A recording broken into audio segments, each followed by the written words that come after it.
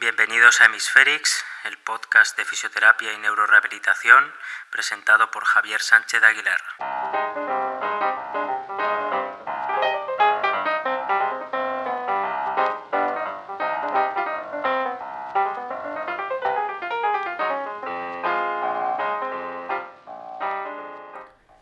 Hoy, 23 de noviembre de 2020, vamos a hablar de la hiperextensión de rodilla, un problema muy frecuente en los pacientes neurológicos y que puede dar muchos quebraderos de cabeza.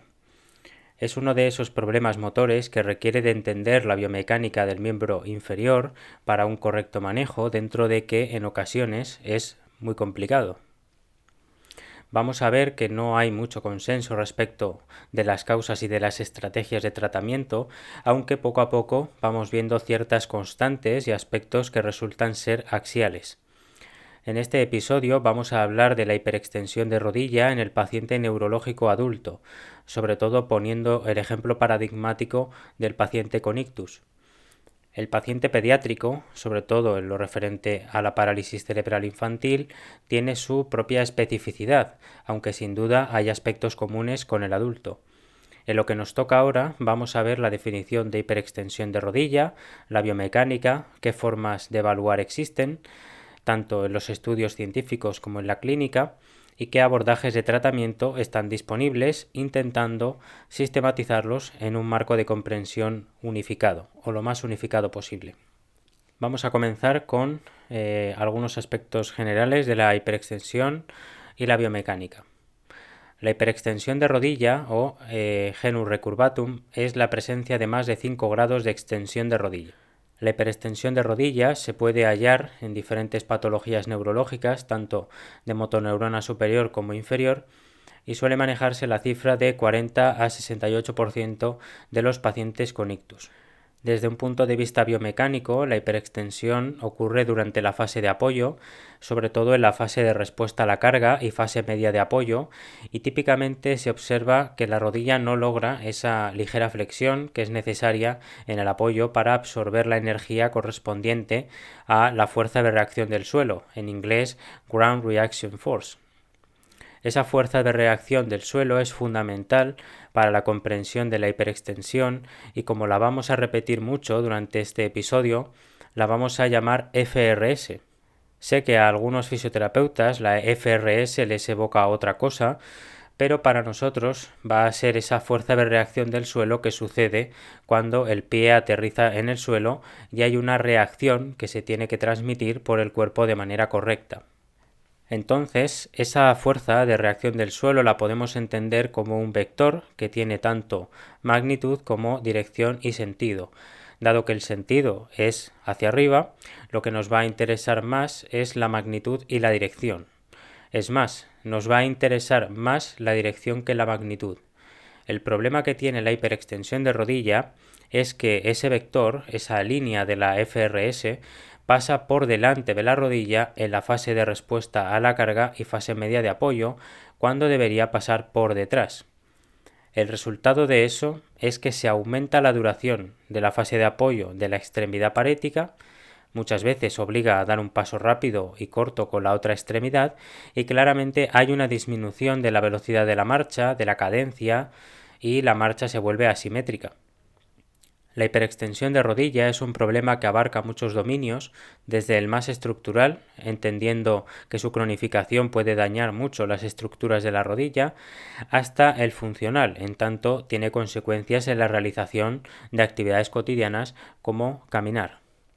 Esta hiperextensión puede ser más brusca y súbita, o puede ser más prolongada y sin un golpe tan intenso que es característico de la hiperextensión. En pacientes con ictus, esta hiperextensión puede llegar hasta los 22 grados, lo cual es brutal. En pacientes con debilidad del cuádriceps, esta hiperextensión va a generar un momento extensor que evita el colapso en flexión durante la fase de apoyo, cumpliendo un rol de estabilidad. En otros casos, la presencia de espasticidad o contractura, como el tríceps ural o el cuádriceps, tiene más relevancia. Dada la variabilidad de las presentaciones clínicas, incluso por patologías neurológicas variadas, es difícil establecer un patrón específico de hiperextensión de rodilla. Además, este problema de la hiperextensión no se puede ni se debe aislar del resto de problemas que tiene el paciente. Eso hace que sea complicado abordar la hiperextensión si no es dentro de un marco completo de rehabilitación, en el que tengamos que integrar todo. Vamos a ver si entendiendo la biomecánica podemos arrojar algo de luz a este problema.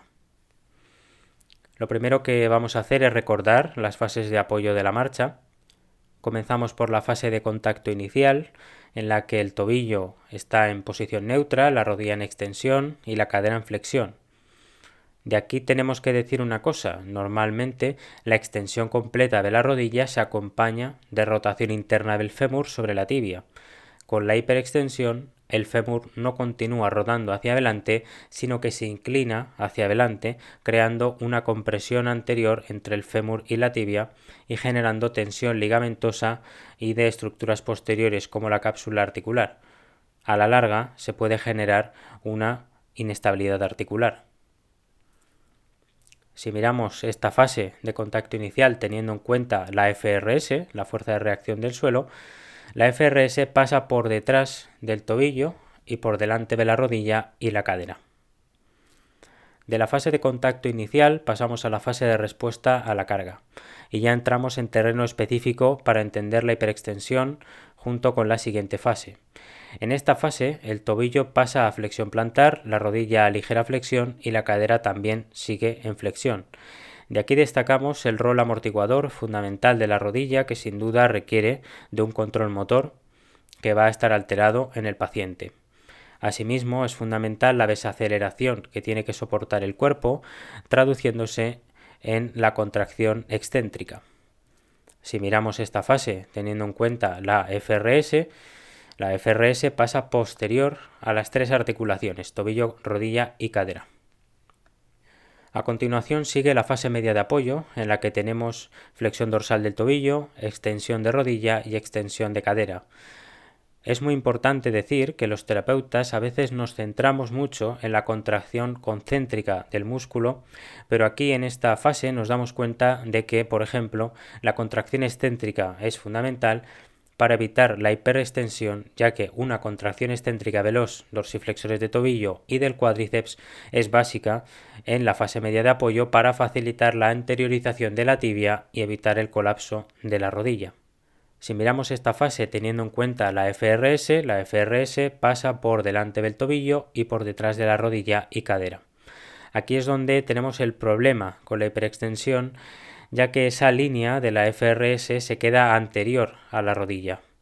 Y uno de los elementos biomecánicos más importantes es la falta de progresión tibial hacia adelante o de anteriorización de la tibia sobre el pie en apoyo, que se expresa como falta de rango de movilidad en el tobillo hacia la flexión dorsal.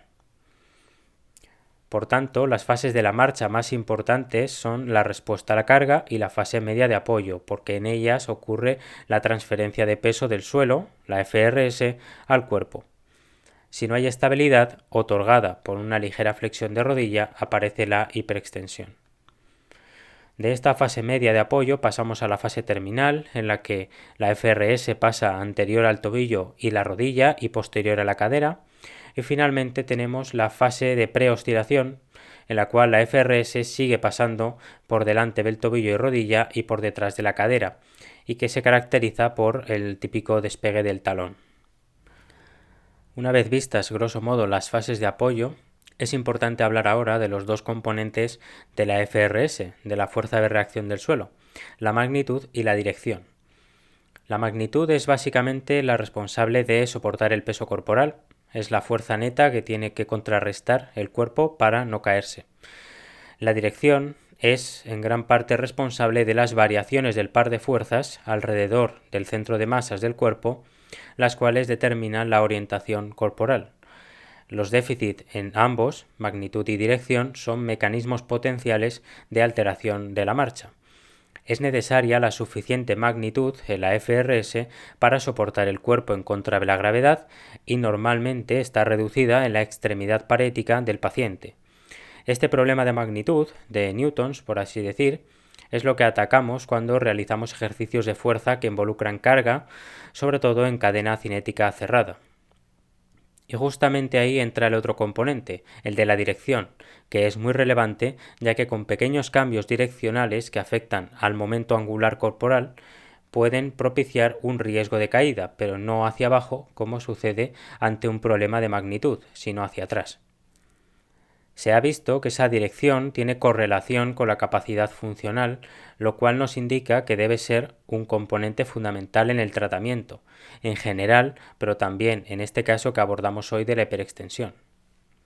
Los pacientes con ictus suelen mostrar una preferencia a dirigir la FRS hacia anterior al centro de masas corporal con su pierna parética.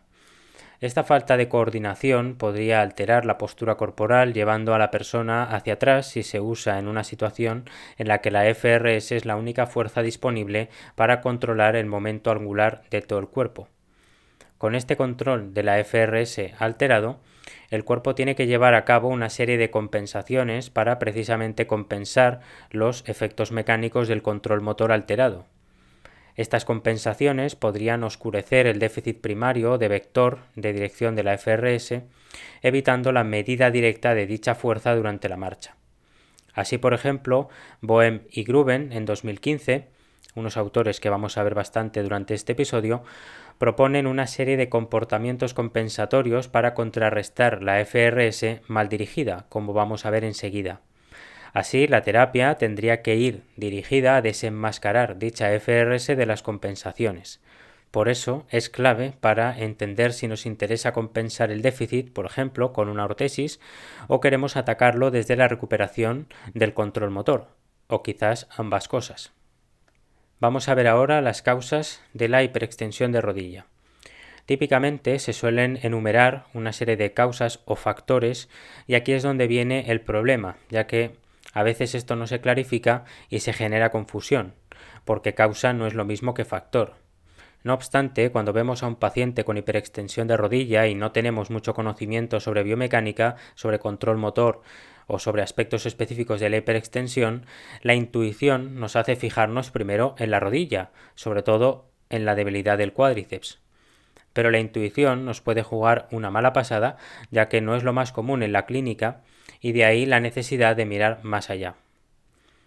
Vamos a ir progresando desde una concepción de la hiperextensión en función de las causas que se suelen enumerar, causas entre comillas, posteriormente respecto a los factores y finalmente terminaremos con el enfoque de compensaciones de Boehm y Gruben que puede dar más sentido a todo esto. Las causas de la hiperextensión de rodilla que se suelen enumerar son las siguientes. Debilidad del cuádriceps. Como hemos dicho, es la más intuitiva. El paciente mantiene la rodilla en hiperextensión para así mantener la FRS anterior a la rodilla y prevenir el colapso en flexión que implicaría la caída. Esta compensación también la utilizarían los pacientes que padecen parálisis periférica del cuádriceps debido, por ejemplo, a secuelas de poliomielitis o a una neuropatía. Espasticidad del cuádriceps. En estos casos, la hiperextensión suele estar ya presente durante la fase de oscilación y luego en el apoyo. Es la clásica rodilla rígida o, en inglés, stiff knee. En ocasiones, al inicio de la fase de apoyo, observamos una ligera flexión de rodilla de forma excéntrica, lo cual ayuda a amortiguar el impacto de la FRS, pero enseguida torna a una extensión anormal. En un estudio de Gross y colaboradores del 2014 se vio que el bloqueo del nervio femoral no mejoraba la hiperextensión de rodilla, por lo que el recto femoral no parece poder explicar suficientemente la hiperextensión. Es por ello por lo que los autores sugieren que es mejor centrarse en el tríceps sural y la falta de flexión dorsal durante el apoyo y en todo caso infiltrar toxina en el tríceps sural, pero no bloqueando el nervio femoral para influir sobre la hiperextensión. Debilidad de extensores de cadera. Esta debilidad conllevaría una hiperlordosis lumbar y un tilt pélvico anterior con flexión de cadera excesiva y claramente una hiperextensión de rodilla compensatoria. Conformaría el típico patrón de marcha de lesionados medulares L5. Debilidad de los isquiotibiales. En la fase de apoyo, la contracción de los isquiotibiales es necesaria para el control flexor de la rodilla, para estabilizar la rodilla, sobre todo si existe espasticidad en el cuádriceps. La acción de los isquiotibiales durante la fase de apoyo es compleja, ya que participa tanto en la extensión de cadera como en la restricción de la hiperextensión de rodilla.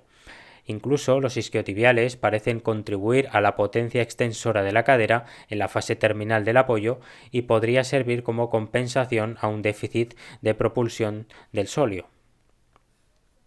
Como dato adicional, que no correspondería con el contenido de este episodio, la debilidad de los isquiotibiales puede ser iatrogénica en casos de sobreestiramiento quirúrgico en niños con parálisis cerebral infantil, influyendo notablemente en el desarrollo de la hiperextensión de rodilla. Limitación de la flexión dorsal del tobillo. Esta sería resultado, en principio, de la espasticidad o retracción, contractura de los músculos del tríceps sural. Aquí, quien me conozca, sabe que me interesa mucho el tema de la espasticidad y la confusión terminológica que existe con otros conceptos, pero no voy a sacar puntilla cada vez que saque a colación la palabra espasticidad, sino que se sobreentiende que la literatura no está al corriente de esta problemática y que es el clínico el que tiene que dirimir el asunto, es decir, de si está hablando de espasticidad en el sentido puro de reflejo de estiramiento alterado o aumentado, o si se está incluyendo también aspectos como la hiperresistencia no neural, etc. Pero bueno, en todo caso, la hiperextensión se produciría por un fallo en la anteriorización de la tibia durante la fase de apoyo, como resultado de esa rigidez del tobillo o falta de movilidad. Si el paciente quisiera evitar la hiperextensión, y si puede compensar con los isquiotibiales, debe tener un patrón equino. Debilidad de los flexores plantares. Esta causa podría sorprender, ya que, como vamos a ver, muchos tratamientos limitan deliberadamente la flexión plantar, pero también veremos que ambos enfoques no son excluyentes. En un estudio de Cooper y colaboradores del 2011 se estudió la relación entre la fuerza muscular del miembro inferior y la hiperextensión de rodilla. La fuerza se midió con dinamometría y se tuvo en cuenta como debilidad si la diferencia entre extremidades era más del 50%. La hiperextensión se midió a través de grabación en vídeo de la marcha durante la fase de respuesta a la carga y media de apoyo. Se encontró una relación fuerte entre la debilidad de los flexores plantares y la hiperextensión durante la fase media de apoyo. No obstante, debemos tener cautela con la interpretación de los resultados, ya que puede sorprender que otros grupos musculares no correlacionaran. Aunque estamos hablando de eso, de correlación. Además, la muestra fue pequeña y la medición de la hiperextensión podría ser más fiable. Es posible que la fuerza medida analíticamente no transfiera, como podríamos pensar, a la situación funcional o que sea condición necesaria pero no suficiente. Y por último, desorden propioceptivo. La hiperextensión sería, en este caso, una compensación para dar estabilidad al apoyo de la extremidad sin el riesgo del colapso de la rodilla. En estos casos suele generarse una hiperextensión temprana, con lo que el paciente suele flexionar el tronco para prevenir el colapso. Como vemos, en la lista se nombran causas que bien podrían no ser causas, sino consecuencias o compensaciones a las causas reales. En cualquier caso, diversos autores nos dicen que hay combinaciones más frecuentes, como la combinación de la espasticidad del tríceps sural con la debilidad del cuádriceps o la espasticidad del cuádriceps con déficit propioceptivo y retracción del tríceps sural. Las personas que me estáis escuchando podéis hacer memoria de los pacientes que habéis tratado e intentar ver si hay cierto patrón o patrones de hiperextensión. Necesitamos estudios que nos aporten datos de este tipo para posteriormente afinar más con los tratamientos. En mi caso personal, si algo tienen en común todos o casi todos los pacientes, es una restricción de la flexión dorsal, activa y pasiva. Y la literatura científica no anda muy alejada de esto, porque veremos que muchos tratamientos se enfocan en el abordaje distal de la hiperextensión. Como hemos dicho antes, además de hablar de causas en forma de lista, podemos hablar de factores. Así tenemos factores proximales como la espasticidad del cuádriceps o la debilidad de los isquiotibiales. En el caso de la espasticidad del cuádriceps, lo que ocurriría es que se convierte la contracción excéntrica normal, que debería ocurrir para controlar la flexión de rodilla con el golpe de talón, en una contracción anormal. Y tendríamos también factores distales como el equino y la dorsiflexión restringida. Creo que hablar de factores es más conservador, pero también más acertado que hablar de causas. Y la división entre proximal y distal creo que también puede ser de ayuda para ordenar la información. Pero sin duda, a día de hoy me convence más el enfoque de compensaciones que plantean Wendy Boehm y Craig Gruen en un artículo del 2015 que dice así: comportamientos de la marcha después de un ictus compatibles con el control alterado de la dirección de la fuerza de reacción del suelo, nuevos enfoques de investigación y terapia. Esta concepción viene de entender que un ictus, por ejemplo, provoca efectos directos, producto de la lesión, y luego compensaciones que se generan como adaptación, precisamente a esos efectos directos. Efectos directos que pueden ser la paresia, problema sensitivo, etc. Básicamente es aquello que se puede observar tras la lesión. Si los efectos directos tienen un impacto significativo en el paciente, probablemente conlleven compensaciones para poder suplir la función concreta. Las compensaciones, a su vez, se pueden encadenar hasta hacer una cadena, valga la redundancia, que es muy difícil de reconstruir en ocasiones. Las compensaciones que reducen el efecto de la FRS en el momento angular corporal se pueden llamar compensaciones primarias, y aquellas que son inducidas por las compensaciones primarias serían las compensaciones secundarias. Vamos a profundizar un poquito más en esto de las compensaciones primarias y secundarias. Respecto de las compensaciones primarias, que es lo que más nos interesa, pueden reducir los efectos indeseados de la FRS sobre el momento angular corporal de 4 formas.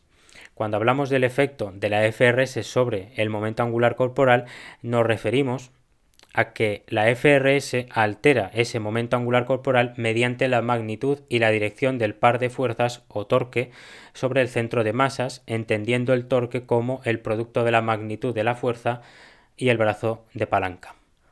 Las 4 formas que habría para reducir esos efectos indeseados de la fuerza de reacción del suelo sobre el momento angular del cuerpo serían las siguientes. La primera de ellas es la disminución de la magnitud de la FRS de la pierna parética. Esta disminución necesita de una compensación secundaria en forma de incremento de la magnitud de la FRS sobre la pierna no parética. Esto se suele expresar como una asimetría de cargas, la típica que solemos observar en la clínica, atribuida a la debilidad muscular de la pierna parética, efecto directo de la lesión. O bien no por eso, sino porque la musculatura parética trabaja cercana a su pico de fuerza, lo cual aumenta la fatiga y con el tiempo se reduce la fuerza generada. Otra explicación es que dicha reducción de la FRS reduce el desequilibrio postural inducido por una mala dirección sobre la extremidad. La magnitud de la contribución de la pierna parética a la FRS requerida para soportar el peso corporal se puede reducir posicionando el centro de masas lateralmente hacia el lado no parético. La explicación de la debilidad está desacreditada por el fracaso de los aumentos de fuerza para reducir la asimetría, entendiendo trabajo de fuerza como el que se realiza a nivel analítico.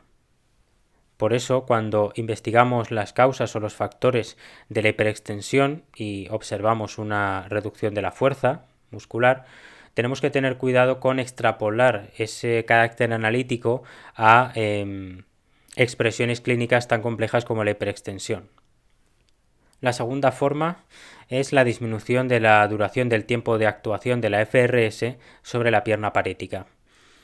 Esta disminución disminuye a su vez la alteración del momento angular corporal, de tal forma que el requerimiento de contrarrestar la fuerza de la gravedad requiere de un aumento en la magnitud de la FRS en la pierna no parética y o en su duración.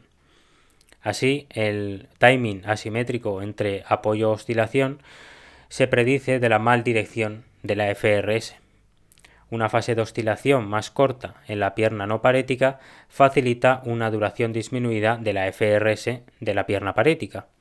Esto hace más difícil para el pie no parético avanzar hacia adelante con una distancia normal, acortándose el paso, algo que solemos ver muy frecuentemente. Disminuyendo el tiempo en apoyo de la pierna parética, la fase de apoyo de la no parética aumenta. La tercera forma sería la redirección de la FRS. Esta compensación se refiere a que es posible la utilización de torques articulares pasivos para redirigir esa FRS hacia una dirección más favorable. Esto se puede hacer modulando las magnitudes relativas a cada articulación y a su vez se puede hacer con activaciones neurales o mediante elementos pasivos articulares, como las fuerzas óseas o los ligamentos. Como hay pacientes que no pueden compensar esa alteración de la dirección mediante activaciones neurales concretas para dichas articulaciones, se puede hacer necesaria la compensación por elementos puramente pasivos. La hiperextensión de rodilla, que no deja de ser que la rodilla como articulación intermedia rompe con el vector tobillo-cadera, compromete las fuerzas óseas y ligamentosas que produce un torque de flexión que resisten una extensión mayor. Así, la hiperextensión permite que la pierna produzca una FRS sin involucrar a la musculatura. No se requiere un torque de la cadera, por lo que la FRS tendrá una línea de acción que pasa al lado de la cadera, afectando a la carga de peso y aceleración de la extremidad. Es probable que esa orientación para la línea de acción de la FRS esté más cerca del centro de masas que la FRS mal dirigida producida por la coordinación muscular preferida inducida por el ictus. Por tanto, la postura erguida se mantendría más fácilmente adoptando una hiperextensión para producir pasivamente el torque de rodilla necesario para soportar el peso corporal. Así como se habla de causas como la espasticidad, la propiocepción o la debilidad de los extensores, Boehm piensa que efectivamente pueden contribuir a la hiperextensión, pero que esta teoría de que la hiperextensión es una compensación efectiva por la mal dirección de la FRS también predice las compensaciones secundarias de un torque excesivo en flexión plantar y la espasticidad del cuádriceps para mantener la hiperextensión. Estas compensaciones primarias y secundarias probablemente se desarrollan por los beneficios de estabilidad que da la redirección de la FRS cerca del centro de masas. Y en cuarto lugar, la cuarta forma sería la alineación del centro de masas con la FRS. En este caso, en vez de redirigir la FRS para alinearla con el centro de masas, se realiza un ajuste postural para posicionar el centro de masas cerca de la línea de acción de la FRS. Normalmente será flexionar el tronco con el fulcro en la cadera para llevar el centro de masas hacia anterior y reorientar la pierna posteriormente, pivotando sobre el tobillo. También se puede dar una flexión de cadera excesiva que elimina o reduce el desequilibrio postural y, como se produce solo en el lado parético, suele acompañarse de la llamada retracción pélvica o tilt pélvico anterior.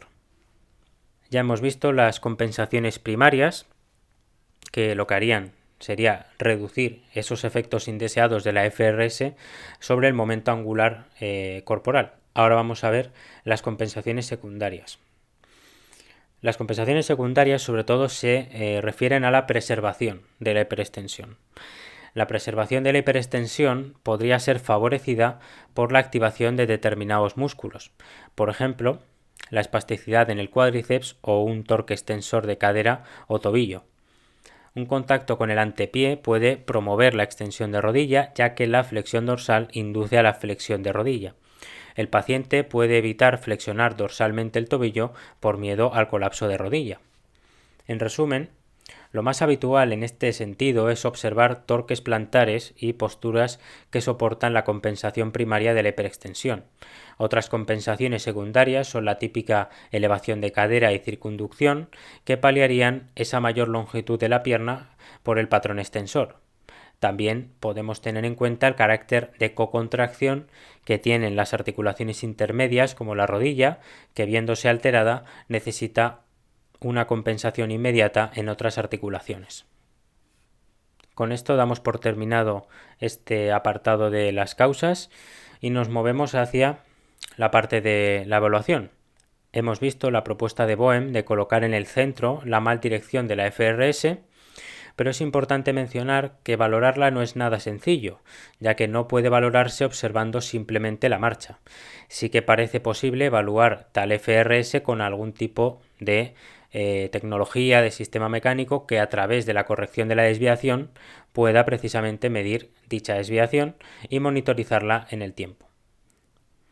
En cualquier caso, desde la clínica muchos terapeutas utilizan la grabación en vídeo y el dibujo de vectores en base a diferentes fases de la marcha para establecer dónde está el problema y qué compensaciones, qué comportamientos motores pueden estar ocurriendo. Lo importante es ser sistemáticos a la hora de hacer un análisis observacional de la marcha en tanto fases de la marcha y articulaciones. Es importante hacer un primer cribado de fases, y normalmente llegaremos a las fases de respuesta a la carga y media de apoyo, y en dichas fases podemos dibujar el vector de fuerza de reacción del suelo y estudiar las relaciones articulares y musculares que pueden combinarse para dar lugar a la hiperextensión. Es importante hacer un razonamiento multipaso en la determinación de las principales causas o factores de la hiperextensión para establecer un programa de tratamiento y ver cómo se integra con el resto de problemas del paciente.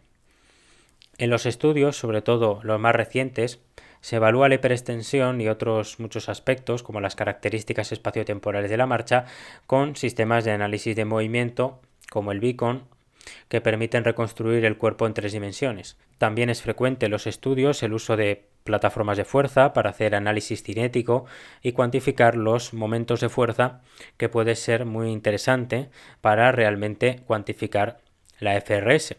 Incluso la electromiografía puede ser útil para ver los patrones de activación muscular durante la marcha y complementar esa información con la evaluación analítica de fuerza muscular que podemos hacer idealmente con un dinamómetro. Así, también puede ser interesante valorar la espasticidad o, mejor dicho, la hiperresistencia con la electromiografía para quizás no darle tanto protagonismo a la espasticidad, que puede no ser el factor clave de la hiperextensión, y sí serlo la hiperresistencia no neural con la típica restricción de la flexión dorsal. Por supuesto, toda prueba funcional puede ser interesante para ver cómo influye la hiperextensión y sobre todo para ver cómo se comportan las articulaciones y si hay patrones de movimiento estereotipados. Muchas de esas pruebas, como el test Up and Go, el 10 metros marcha, escala de Berg, ya las tendremos que pasar como parte de la evaluación, pero como se suele decir, el resultado del test no solamente da información en términos numéricos, sino que también nos puede dar información cualitativa. La grabación en vídeo es fundamental. En este caso nos interesa mucho el plano sagital para ver la rodilla y hacer una división por fases de la marcha y observar dónde puede estar el problema y qué estrategias utiliza el paciente. También podemos medir ángulos y trayectorias con el programa Kinovea, que es gratuito.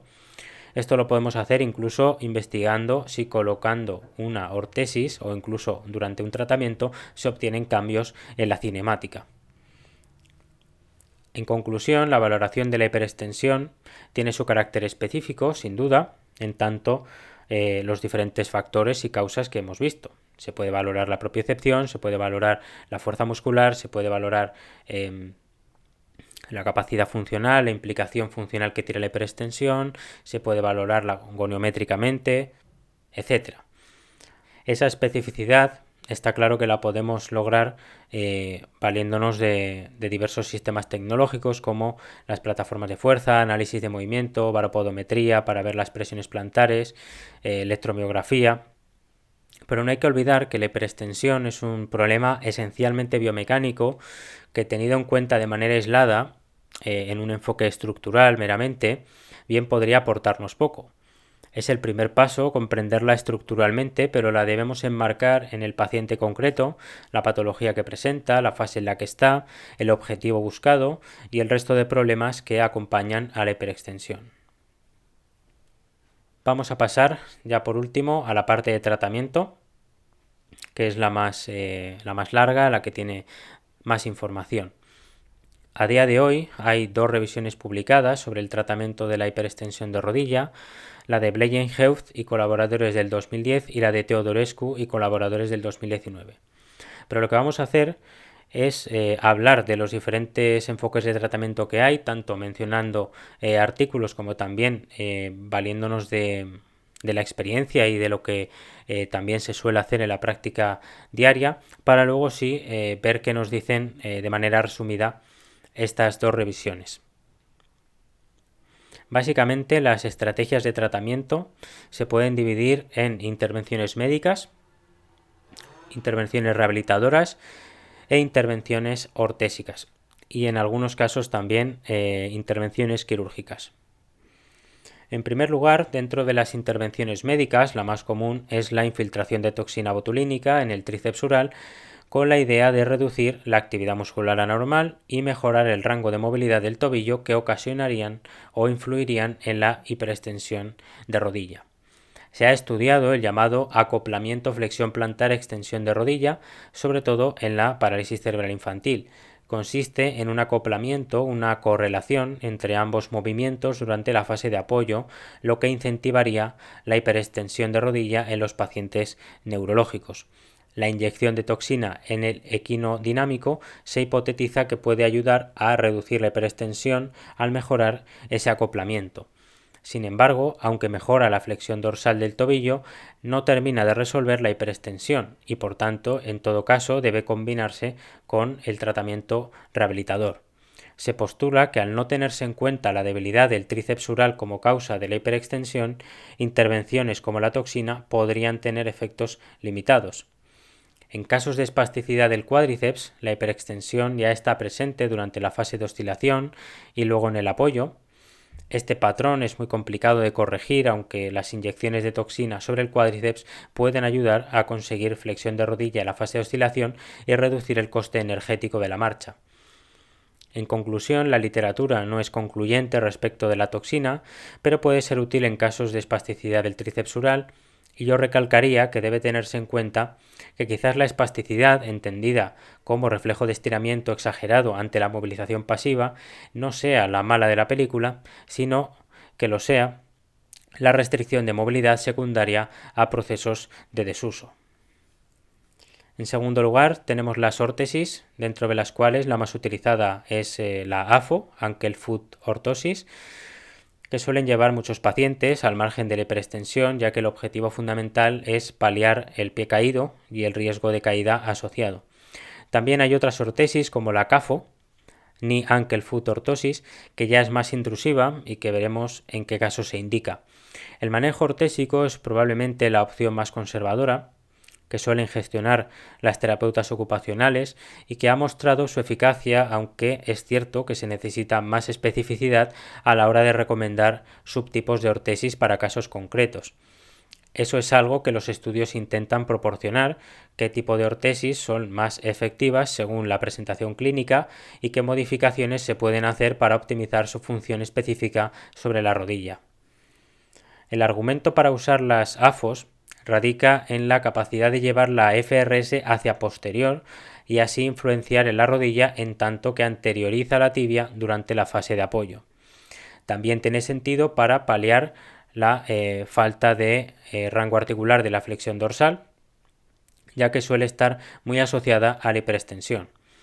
Según Apasami y colaboradores, las AFOS con modificaciones específicas son el punto de partida para la corrección de la hiperextensión, ya que tienen ventajas a muchos niveles, en tanto facilidad de uso, abarca diferentes problemas de la hemiparesia, la estética, etc.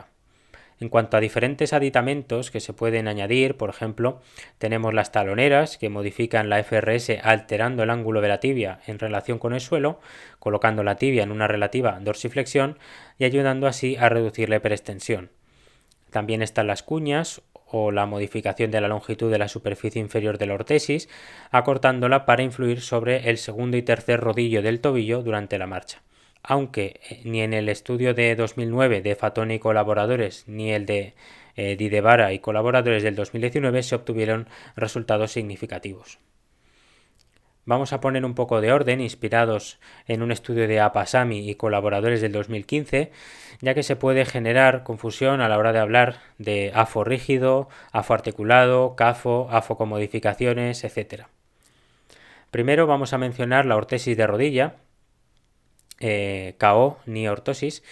El estudio de Portnoy y colaboradores del 2015 muestra cómo con una ortesis de rodilla articulada de 8 semanas en pacientes con ictus permitió mejoras en la velocidad de marcha, cinemática de la rodilla, equilibrio y distancia recorrida.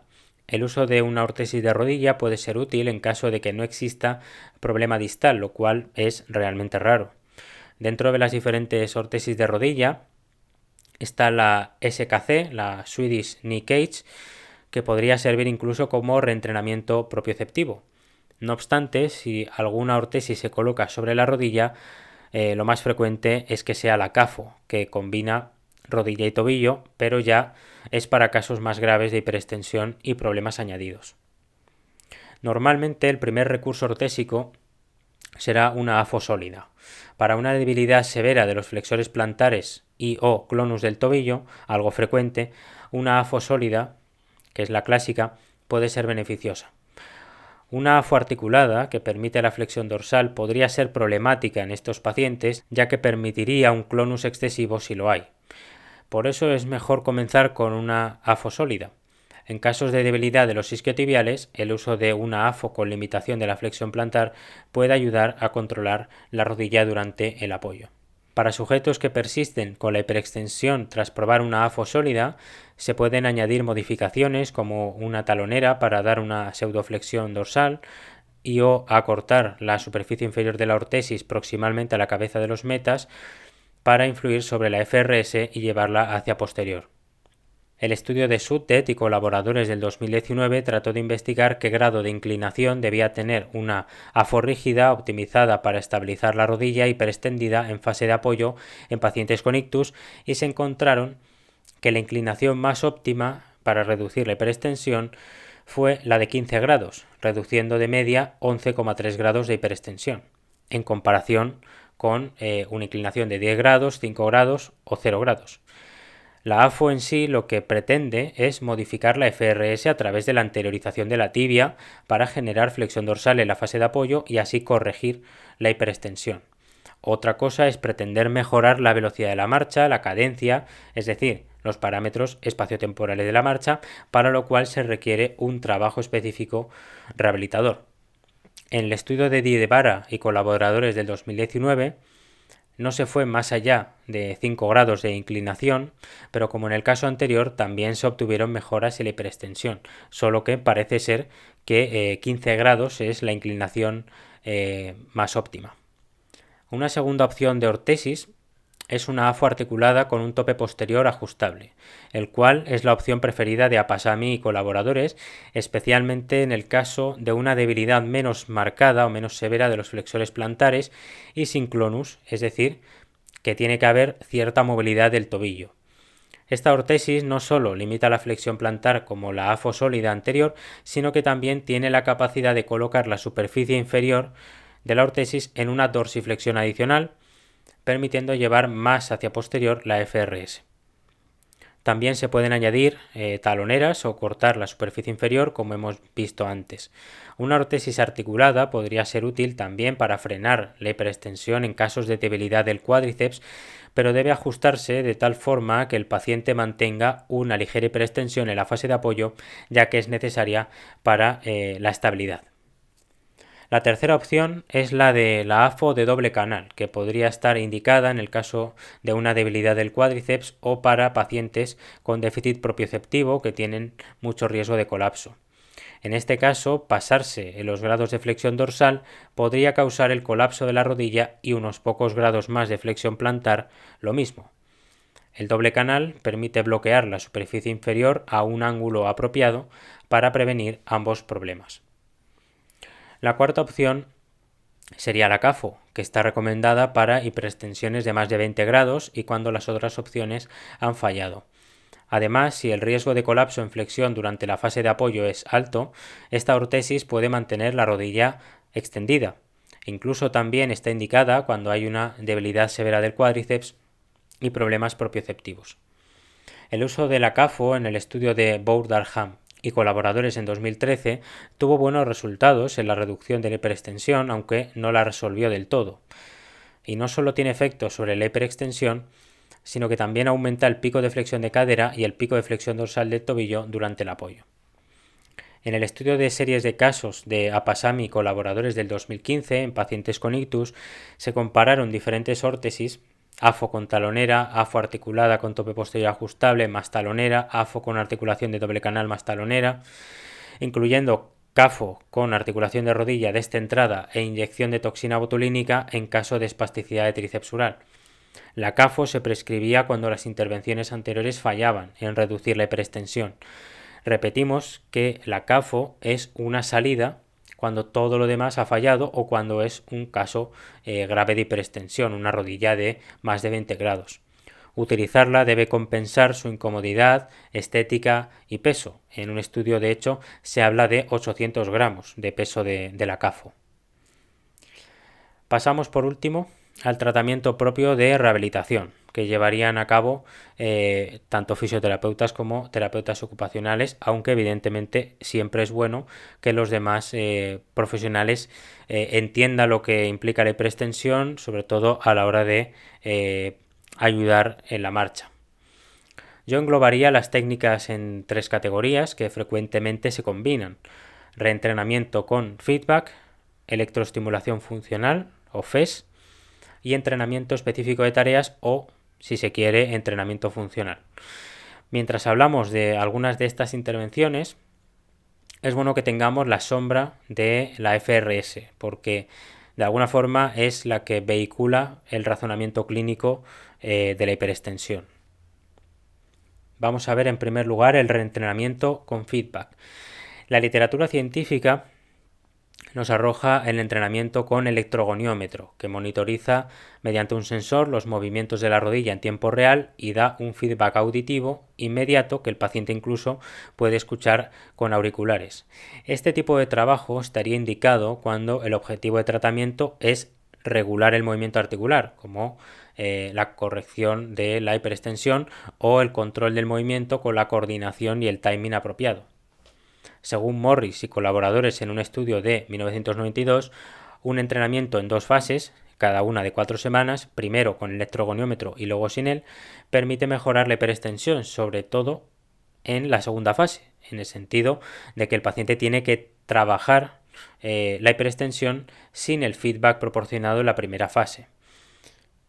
Es decir, es trabajar el control motor de manera directa y confrontativa, algo que muchas veces eludimos por miedo a no observar esa hiperextensión y ver que realmente no está funcionando probablemente nuestro tratamiento.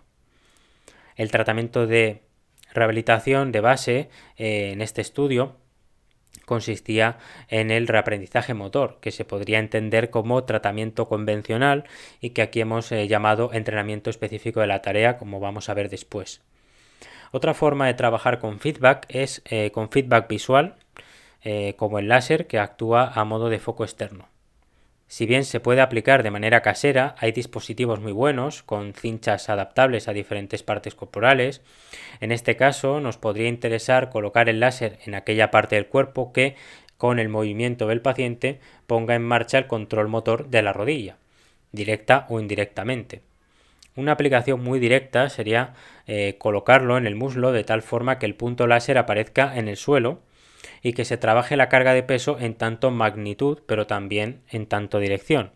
Esto se puede hacer en diferentes posiciones y durante diferentes tareas. Al final se trata de que el paciente vaya recuperando el control motor de su rodilla mediante ese foco externo. Y en ocasiones se puede aprovechar para trabajar múltiples componentes como la flexión dorsal del tobillo en carga.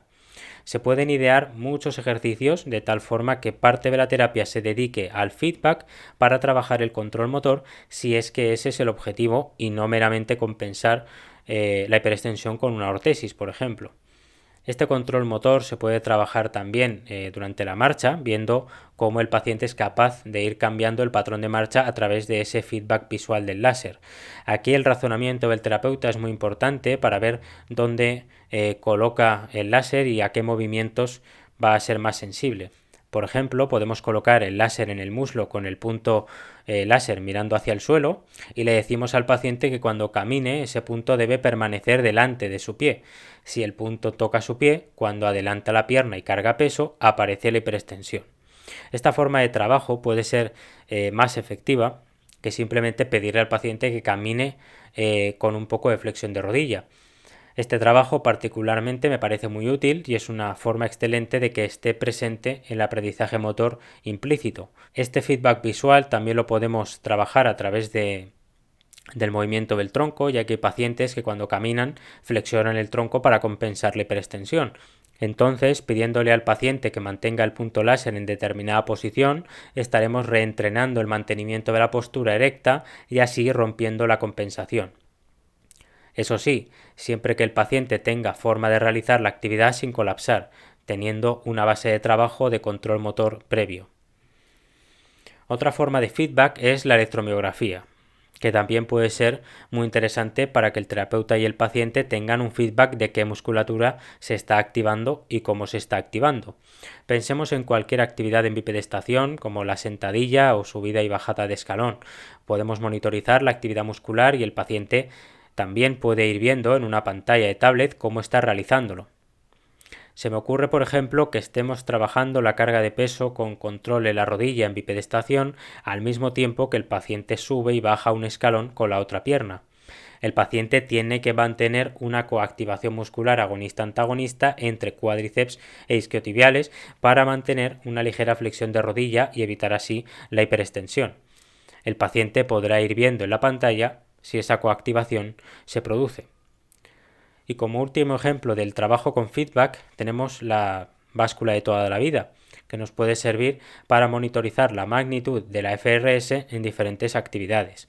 Sobre todo al comienzo de la rehabilitación, pienso que puede ser una herramienta muy buena y muy intuitiva. Pasamos ahora a la electroestimulación funcional, o FES. La FES también es una opción de reentrenamiento para la hiperextensión que viene reflejada en la literatura científica.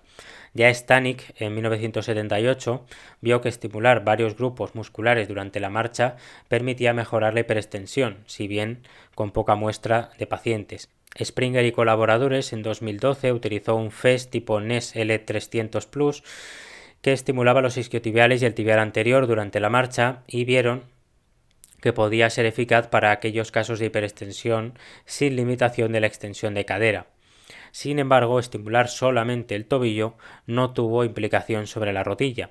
De otro estudio reciente del 2019 de Bae y colaboradores podemos sacar la conclusión de que la FES, para favorecer la flexión dorsal, solo lo hace en la fase de oscilación y no durante el apoyo. Actualmente hay un dispositivo que permite estimular tanto la flexión dorsal como la flexión plantar durante la marcha en función de la fase en la que está el paciente y con una parametrización precisa e individualizada. Si bien parece ser que para influir sobre la hiperextensión de rodilla, como hemos dicho, la estimulación del tobillo no parece suficiente, pienso que es una forma de trabajar interesante, ya que otros tratamientos se centran mucho en la fase de apoyo, como es lógico, pero para llegar a esa fase de apoyo hace falta una buena flexión dorsal en la fase de balanceo. Y eso lo podemos conseguir con una órtesis, pero es bueno que durante la sesión de rehabilitación también trabajemos sin órtesis para poner a prueba el control motor del paciente. Este sistema puede ser coadyuvante a otras técnicas y recordemos que el paciente suele tener más problemas motores como justamente el pie caído. De tal manera que quizás la FES de este tipo no sea un tratamiento específico para la hiperextensión, pero sin duda ayudará en otros elementos que acabarán influyendo en la hiperextensión muy probablemente. Como hemos dicho al comienzo del episodio, no se puede entender la hiperextensión aislada de todo lo demás. De ahí la complejidad de la neurorehabilitación y de tomar la investigación como guía que luego debe ser filtrada por un razonamiento clínico que ponga todos los problemas del paciente en el pote de alquimia. Por último, tenemos el entrenamiento específico de la tarea o entrenamiento funcional. Para mostrar un poco en qué consiste, porque a veces parece una categoría vacía, tenemos el estudio de Dalal y colaboradores del 2018. Este nos propone el siguiente protocolo. 45 a 60 minutos de merodeo, que así lo traduzco, con entrenamiento propioceptivo de 15 a 20 minutos más. Dentro del entrenamiento propioceptivo se entiende la realización de sentadillas parciales, apoyo monopodal, sentadillas parciales dinámicas a una pierna en superficie firme e inestable, algo que solemos ver muy frecuentemente en nuestra práctica diaria. Y el merodeo, que es esa traducción que yo he hecho, es básicamente caminar en flexión de rodillas de 15 a 45 grados y con una ligera flexión de tronco. Es como ir merodeando agachado. Trabajar en cadena cinética cerrada estimularía los mecanorreceptores de la rodilla, mejorando la propiocepción, sobre todo en rangos terminales de extensión. También indirectamente se trabaja la movilidad del tobillo, fundamental en estos casos. Este estudio es un pequeño ejemplo del tipo de actividades que se pueden realizar como núcleo de la intervención rehabilitadora, a las que se pueden añadir otros enfoques o herramientas como las que hemos visto antes. Vamos a describir ahora algunas actividades que me parecen interesantes dentro de esta categoría, entrenamiento funcional o entrenamiento de tareas. El primer ejemplo que pondría son las movilizaciones con movimiento, que son movilizaciones que típicamente se realizan en el concepto Mulligan y que en este caso nos pueden servir para ganar rango de flexión dorsal del tobillo. La típica movilización es la que se realiza en bipedestación con el pie afectado sobre una superficie dura y elevada, y se le pide al paciente que adelante su cuerpo hacia adelante, mientras el terapeuta con una cincha facilita la anteriorización de la tibia, pudiéndose ayudar también con sus manos para estabilizar el pie. Esto obviamente lo podemos combinar con otras tareas utilizando el miembro superior. La idea es esa, es ganar rango de movilidad en flexión dorsal para influir sobre la hiperextensión de rodilla. Indirectamente también se está trabajando la rodilla, por supuesto, lo cual es fantástico. Otro tipo de ejercicios que son muy utilizados son las sentadillas. Pero en este caso nos va a interesar mucho hacer sentadillas parciales, poniendo énfasis en el control de la rodilla, para lo cual es interesante algún tipo de feedback externo o no simplemente el error cuando la rodilla se hiperextiende. En sentadilla parcial se pueden hacer muchas progresiones de todo tipo, como añadir el paso con la pierna menos afecta, con más o menos flexión de rodilla, también incluir subida y bajada de escalón, frontal y lateral. En este sentido también podemos usar el TRX y realizar todo tipo de variantes, siempre teniendo en cuenta la FRS, la magnitud y la dirección de la misma, sobre todo la dirección. Otro tipo de ejercicios pues son todo lo que se pueden usar con TheraBands, que de alguna forma permite trabajar diferentes tipos de contracción, ¿no? Sobre todo excéntrica, nos va a interesar mucho. Y se utilizan mucho ejercicios en bipedestación, ¿no? Son, digamos que ejercicios preparatorios o ejercicios que sirven de aprendizaje para el paciente para luego poder construir ejercicios que reten más el control motor de la rodilla y en conjunto con otras articulaciones. Por supuesto, también está el trabajo de fuerza y potencia de los flexores plantares. Se pueden poner muchos ejemplos, desde trabajar con máquinas típicas de gimnasio, las clásicas elevaciones de talón, hasta progresiones del salto. De alguna forma, este tipo de trabajo es ineludible. Se podrá hacer de manera más temprana o de manera más tardía, pero es ineludible porque esa propulsión es fundamental para la marcha y para otras actividades. Y por último, yo destacaría el entrenamiento intensivo del paso.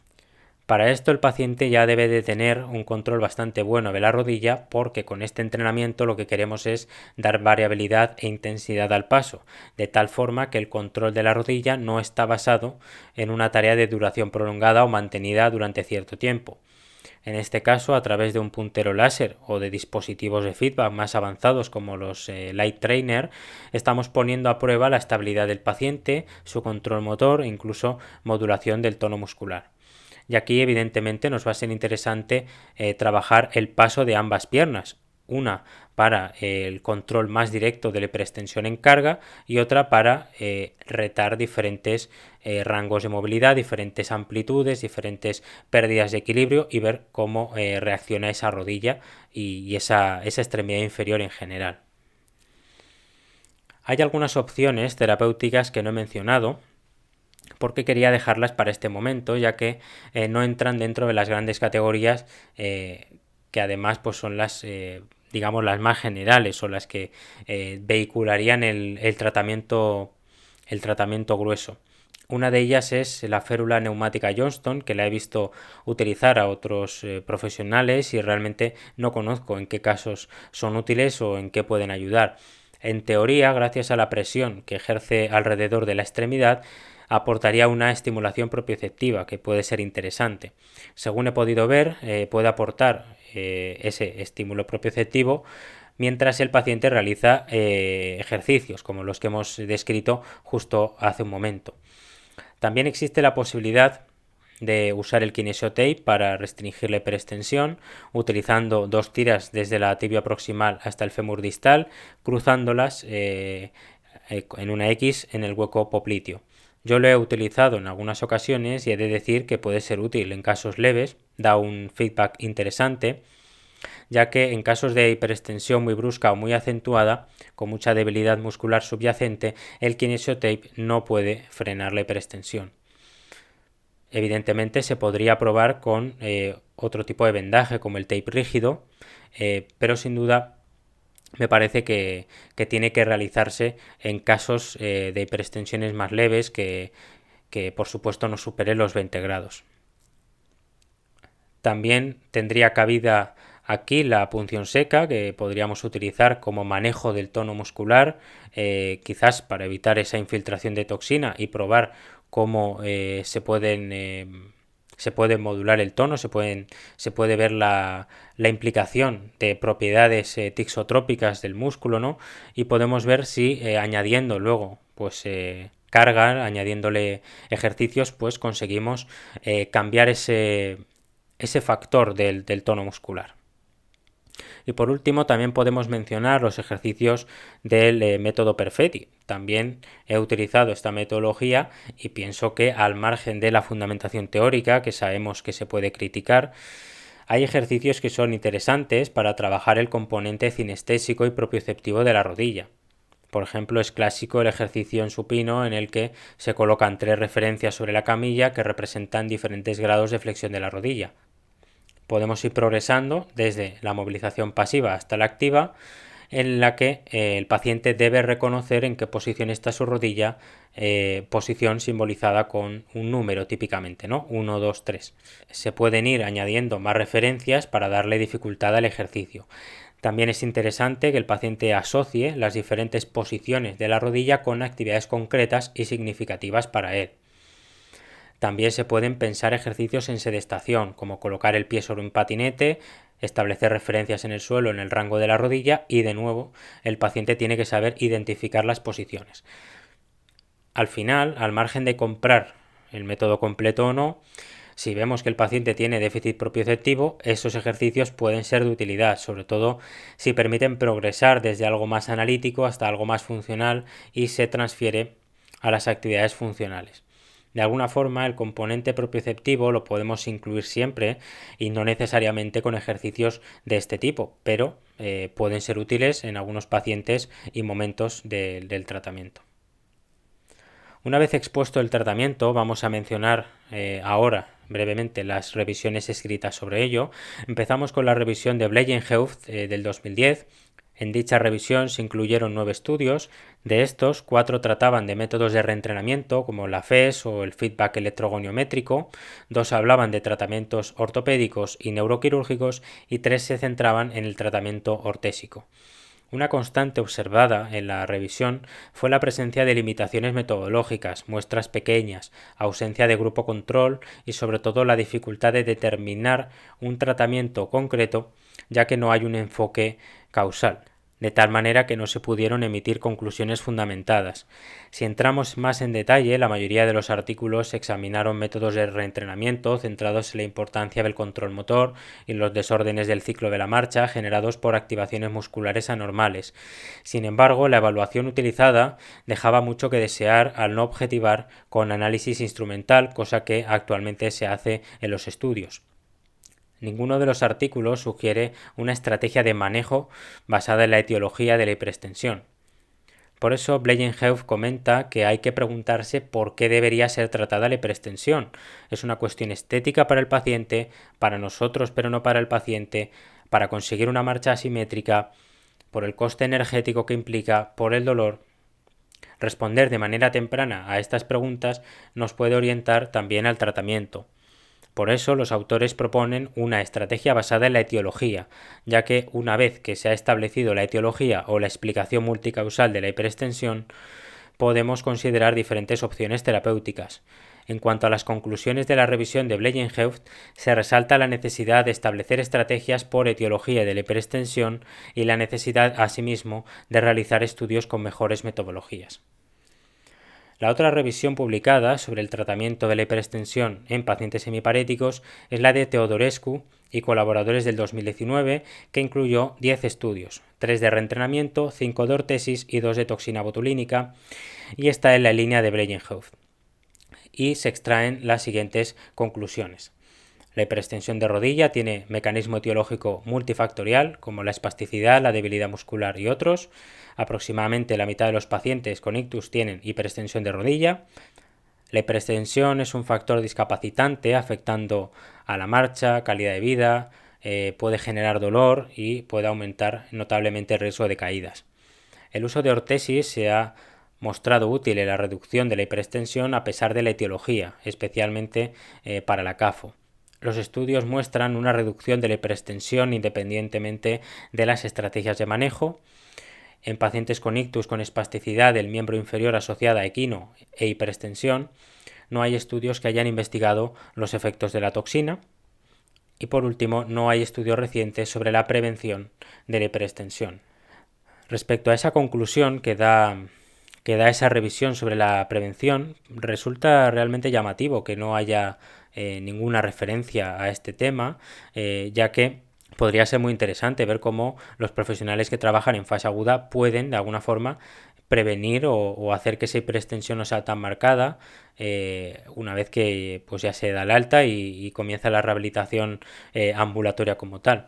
La verdad que a mí me parece muy necesario que se haga investigación sobre la prevención y ver también qué tipos de lesiones están más asociadas a este tipo de manifestaciones clínicas.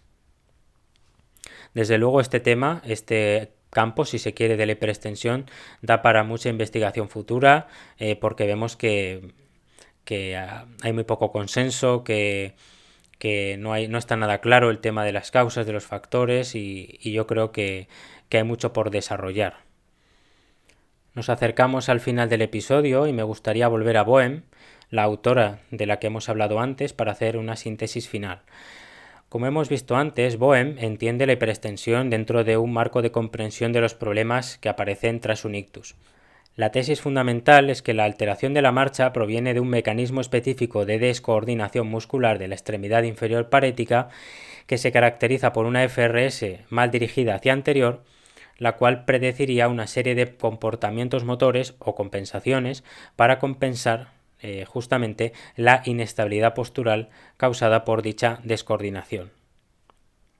Por lo tanto, la terapia debe estar basada en la causa lo más proximal posible dentro de toda la cadena causal o cadena de factores que influyen.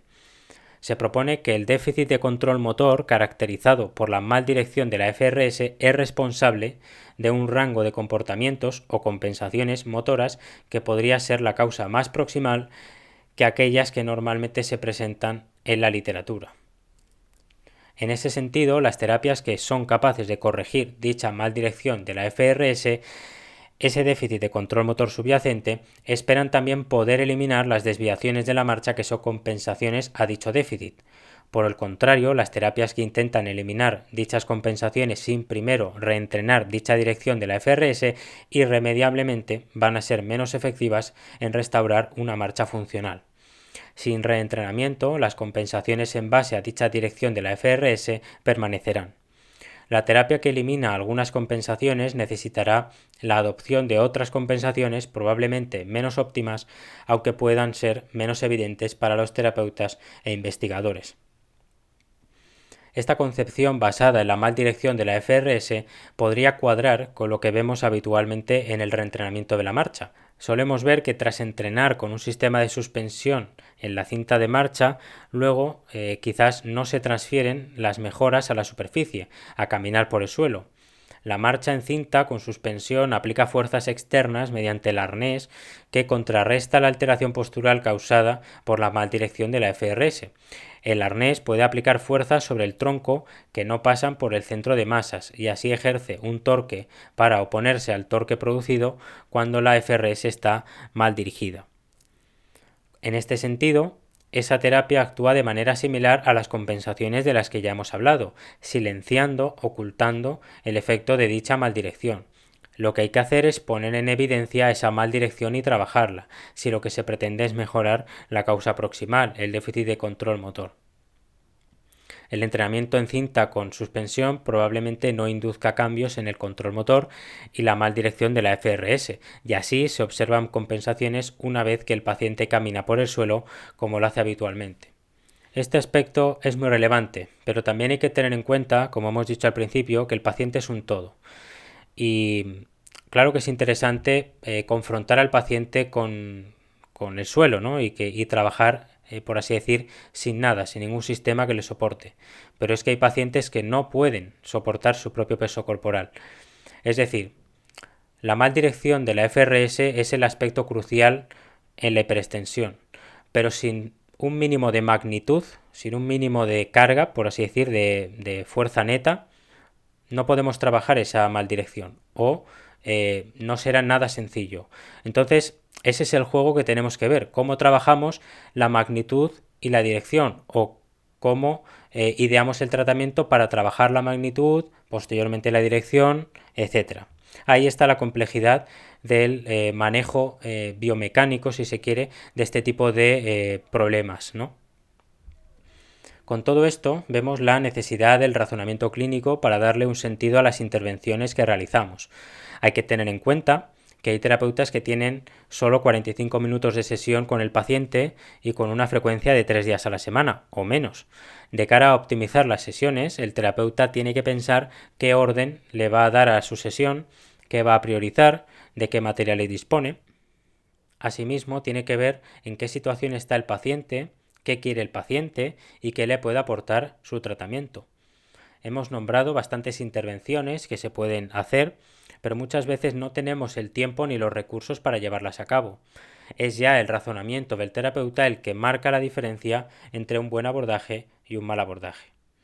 Me gustaría terminar este episodio recordando la importancia de tener siempre presente la FRS como una sombra. Junto con eso, la importancia de establecer hipótesis sobre las estrategias de movimiento que está siguiendo el paciente y marcar una línea de actuación en base a las diferentes posibilidades. Este episodio ha sido una mezcla de conocimiento científico y experiencia, y espero que haya sido de interés. Creo que ahora se puede entender por qué no he incluido a la parálisis cerebral infantil o el aspecto pediátrico de la hiperextensión, ya que tiene su propio cuerpo de conocimiento. Por ejemplo, los autores dividen la hiperextensión en temprana y tardía y en moderada o severa. Moderada 5 a 15 grados, severa más de 15 grados, así como tiene mucho en cuenta el manejo quirúrgico. Estas consideraciones nos alargarían mucho más el episodio, aunque no puedo no nombrar a Matthias Klotz, que publica sobre ello y he podido leer algunas cosas interesantes. Sin más que decir, muchas gracias por escuchar el podcast y me despido de vosotros y vosotras hasta el próximo episodio.